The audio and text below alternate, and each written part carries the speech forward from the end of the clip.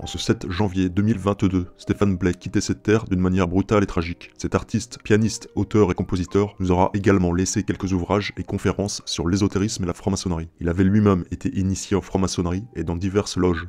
Depuis quelques années, il avait, semble-t-il, renoncé à ses serments initiatiques et aux pratiques ésotériques pour faire le choix de dénoncer publiquement l'occultisme, se cachant derrière la vague mondialiste. Sa critique virulente des kabbalistes et talmudistes lui avait valu d'être banni socialement et professionnellement, une dure épreuve l'ayant mené à devoir s'isoler en Turquie. Les médias français ont passé sous silence la mort de ce compatriote pianiste, pourtant vice-président de l'Académie du disque lyrique durant 25 ans, et aussi admis au grade de chevalier de l'Ordre des Arts et des Lettres en 2005, dont il sera exclu en 2019. En 2006, le magazine Marianne le qualifiera de « roi du clavier ». Il était en effet très doué. Malgré le silence radio des médias, nous avons quand même pu avoir connaissance des circonstances du décès de Stéphane Blais, retrouvé mort au pied d'un immeuble de Genève en Suisse, ayant chuté d'un balcon situé au 6e étage.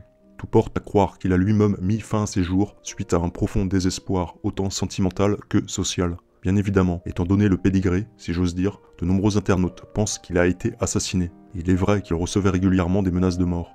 Mais le domaine de l'occultisme révèle qu'il n'est pas forcément utile d'entrer physiquement en contact avec une personne pour gravement lui nuire, voire même l'éliminer, d'autant plus lorsque cela s'accompagne d'un isolement social et professionnel malveillant. Comme nous le savons, Stéphane Blais a été initié en franc-maçonnerie, promu maître à la loge Papus, mais il a également été membre d'autres cercles occultes peu recommandables, tels que l'ordre martiniste, la Rose-Croix, l'ordre templier, mais aussi l'ordre Templier Orientis, l'OTO. Il cumulait les initiations et les grades. Or, nous savons que ce type d'organisation occulte ne relève pas du club de pétanque en matière d'adhésion et de désadhésion. Même si Stéphane Blais avait coupé les liens sociaux et amicaux avec les frères des loges, les liens occultes, eux, persistent quand on a signé. Et le fait qu'il ait de plus exposé publiquement au monde profane l'envers du décor maçonnique a automatiquement braqué l'œil sur lui, en sa défaveur.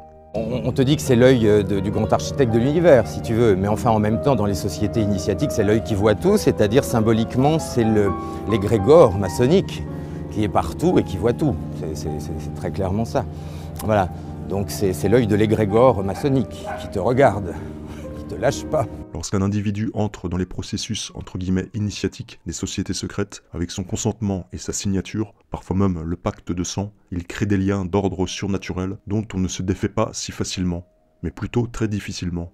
La libération de ces groupes occultes lucifériens et de leur emprise spirituelle passe très souvent par une réelle conversion à Jésus-Christ et à son Église.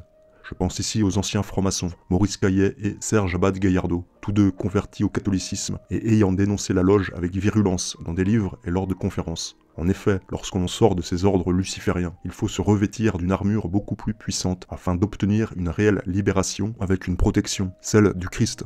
Stéphane Blais ne semblait pas avoir eu cette démarche de conversion réelle, même s'il est difficile d'affirmer quoi que ce soit quand on est extérieur au cercle privé. Toutefois, ses interventions publiques sur les réseaux sociaux ne montraient pas spécialement une marque de grande foi chrétienne. Or, lorsque l'on mène le combat qu'il menait, notamment d'exposer certaines connaissances occultes acquises en loge, la cuirasse ou bouclier christique est essentielle, voire indispensable.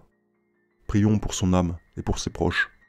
Gardons bien en tête le danger que représente l'entrée dans certains cercles ésotériques et autres loges exigeant de prêter serment et appliquant la loi du secret initiatique. On n'en sort pas toujours indemne, et il n'est pas nécessairement besoin de flinguer le traître. La mort par entre guillemets l'épuisement pouvant suffire, comprendre les attaques occultes et la persécution par les démons. Je dis ça, c'est intéressant parce que c'est difficile à trouver. Tu feras un gros plan après. Voilà encore le triangle maçonnique avec l'œil d'Horus à l'intérieur. Et là, avant la devise liberté, égalité, fraternité, il y avait une autre devise, on connaît ça dans la franc-maçonnerie, mais on ne le voit jamais, qui était liberté, raison, égalité. Et là, on le trouve ici tel quel. Hein, il n'y avait pas de fraternité encore, c'était plus discret. Et là, on le trouve avec, encore une fois, l'œil d'Horus à l'intérieur. Hein, donc le fameux œil qui voit tout dans le triangle maçonnique avec la devise, enfin, pas la devise définitive, voilà, liberté, raison, égalité, ou liberté, égalité, raison. Quand on regarde ça d'un petit peu loin, on voit quoi? On voit une étoile flamboyante vers le bas, c'est-à-dire en gros le bouc de Mendès, Lucifer, enfin bon bref. Et quand on regarde de plus près, on voit qu'on a un compas et une équerre, mais qui sont tournés de telle manière à ressembler justement au pentagramme inversé. Bon, en fait, pour expliquer clairement, l'équerre dont je disais tout à l'heure qui symbolise la terre, pour les apprentis, le compas qui symbolise l'esprit est placé de cette manière et l'équerre est placé au-dessus. Ça veut dire qu'ils ont encore des progrès à faire. Quand ils deviennent compagnons, une des branches du compas passe par-dessus l'équerre, ce qui veut dire qu'ils sont en progrès dans la spiritualité. Et une fois devenus maîtres, les deux branches du compas passent par-dessus l'équerre et donc ça y est, le maître domine la matière, etc., etc. Sauf que après, dans de plus hauts degrés, les choses s'inversent et on voit l'équerre qui passe au-dessus, le compas en dessous, et on voit ça sur certains tabliers des hauts grades. Et, voilà. Et là, on trouve effectivement avec ce symbole-là, l'équerre et le compas qui sont placés dans une position qu'on ne voit jamais ailleurs, complètement de travers, et qui donne un pentagramme inversé, ce que certains appellent pentagramme luciférien, mais c'est pas ça, mais c'est plutôt, pour le coup, simplement l'esprit au service de la matière et non plus l'esprit qui domine la matière.